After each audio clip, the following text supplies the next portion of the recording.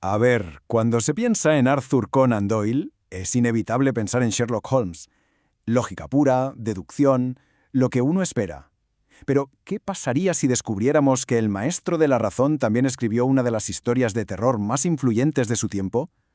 Pues eso es exactamente lo que vamos a ver hoy, al adentrarnos en el escalofriante misterio del lote número 249. Fijaos en esta frase, es potentísima. La historia nos recibe con esta reflexión, casi una advertencia. Nos está diciendo, ojo, que vamos a entrar en un terreno pantanoso.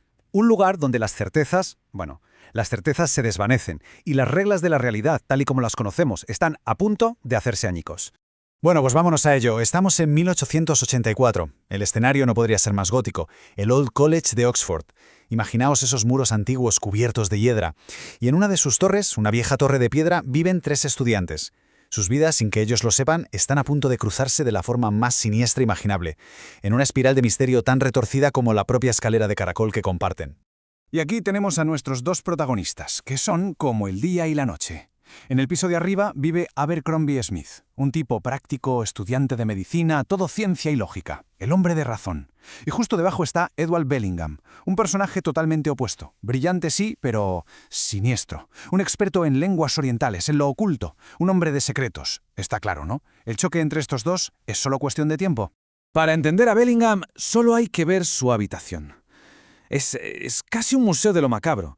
Un caos de artefactos egipcios, estatuillas de dioses con cabeza de animal y un olor penetrante a resinas, a antigüedad.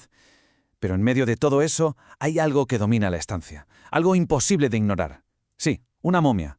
Una momia de 2 metros de altura que preside todo con una presencia escalofriante. Y lo más curioso es cómo la llama. No tiene un nombre antiguo, no es el faraón tal o cual, no. Bellingham se refiere a ella de una forma terriblemente fría, casi comercial. Lote número 249. Así, tal cual. Es el número con el que la compró en una subasta. La ha despojado de toda historia, de toda identidad. La ha convertido en una posesión. Y este detalle, que parece sin importancia, es clave para el horror que está por desatarse.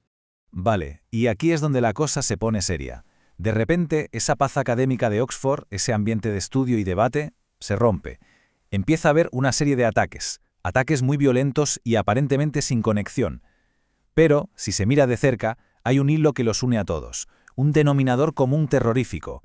Todas las víctimas, sin excepción, habían tenido un problema con Edward Bellingham. Y esto no es algo aleatorio. ¿Qué va? La violencia va a más, sigue un patrón casi metódico. Primero, atacan a un rival de Bellingham en los estudios, después a un vecino de la propia torre. El círculo de terror se va estrechando, cada vez más cerca de casa, y todo apunta a que el siguiente en la lista es nuestro hombre de ciencia, Abercrombie Smith. El primer caso, Long Norton, un estudiante que había tenido un encontronazo público con Bellingham. Pues bien, una noche es atacado de la nada. Describe a una criatura con unos brazos finos pero fuertes como el acero, que lo agarra por el cuello.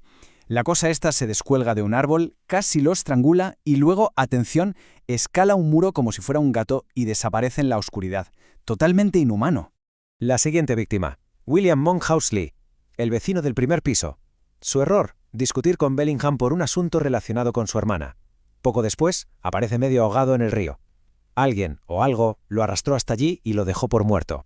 Claro, Abercrombie Smith, con su mente analítica, empieza a atar cabos. Esto no puede ser casualidad. Primero Norton, luego Lee. Ambos se habían enfrentado a Bellingham.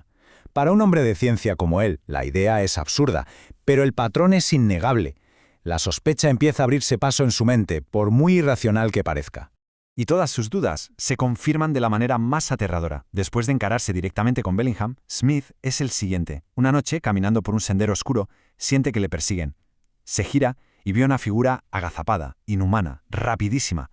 Consigue escapar por los pelos, pero la visión de esa cosa, y sobre todo de sus ojos, dice que son 2 ojos que le perseguirán en sus sueños para siempre. Después de esa experiencia, de haber sentido el aliento del monstruo en la nuca, la mente de Smith trabaja a toda velocidad, y de repente todo encaja. Los extraños estudios de Bellingham, su colección de artefactos y los ataques. La conclusión es una locura. Es imposible, va en contra de toda lógica, pero es la única explicación. La conclusión a la que llega es monstruosa, sí, pero inevitable. Este tipo, Bellingham, ha ido demasiado lejos. No es solo un académico excéntrico, ha encontrado algo, algún secreto antiguo, algún ritual prohibido en sus estudios orientales, un secreto infernal para reanimar a los muertos. Y ahí está la clave de todo. El atacante, el monstruo, no es otro que el lote número 249. Bellingham lo ha conseguido, la ha reanimado y la está usando como su sicario personal. Un asesino silencioso y obediente que sale por la noche a cumplir sus órdenes y a saldar sus deudas. Smith se encuentra en una encrucijada. ¿A quién va a acudir? ¿A la policía? ¿A las autoridades de la universidad? Se reirían en su cara. Oiga, que mi vecino usa una momia egipcia para atacar a la gente. Lo tomarían por loco al instante. Se da cuenta de que está solo en esto. Y siendo el hombre práctico que es, sabe que si quiere que el horror termine, va a tener que pararlo él mismo. Aquí vemos un cambio fundamental en Smith. El hombre de ciencia se da cuenta de que sus libros de anatomía y su lógica no sirven de nada contra esto. Para luchar contra un monstruo hay que usar otras herramientas, así que el hombre de razón se compra un revólver. Se está preparando para la confrontación final y esta vez va a jugar en el mismo terreno que su enemigo. Y no espera. Con el revólver en la mano y una determinación absoluta, entra por la fuerza en la habitación de Bellingham. Lo pilla por sorpresa. Y a punta de pistola, la orden es clara y no admite discusión. Hay que destruir la fuente de todo este mal. Ahora mismo. Se acabó el juego. Lo que sigue es casi un procedimiento quirúrgico, pero uno macabro. Smith obliga a Bellingham a ayudarle. Primero, desmiembran la momia, con un cuchillo trozo a trozo. Luego, queman cada resto en la chimenea hasta que no queda nada. Y para el gran final, el golpe de gracia. Coge el antiguo papiro, el pergamino que contiene el hechizo de reanimación, y lo lanza a las llamas. Quiere asegurarse de que este secreto infernal se pierda para siempre. Ya está. El monstruo es ceniza. El poder de Bellingham ha sido aniquilado. Y entonces, Smith, mirando a un Bellingham completamente aterrorizado y vencido, le suelta una última advertencia, una frase que es pura amenaza. Básicamente, le dice, te he quitado el veneno. Pero como se te ocurra volver a las andadas, volverás a saber de mí.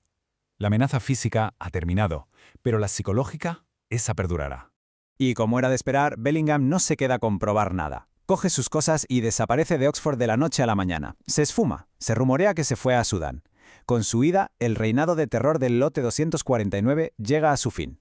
Y la calma, una calma un tanto tensa, vuelve por fin a la vieja torre del college. Y así, la historia vuelve al principio, a esa pregunta sobre los límites de lo que el ser humano puede llegar a descubrir. El final nos deja con un sabor agridulce. Sí, un monstruo ha sido destruido. El bien, en este caso, ha ganado. Pero la pregunta que queda flotando en el aire es inquietante. ¿Realmente ha desaparecido el peligro? ¿O simplemente hemos acabado con un monstruo?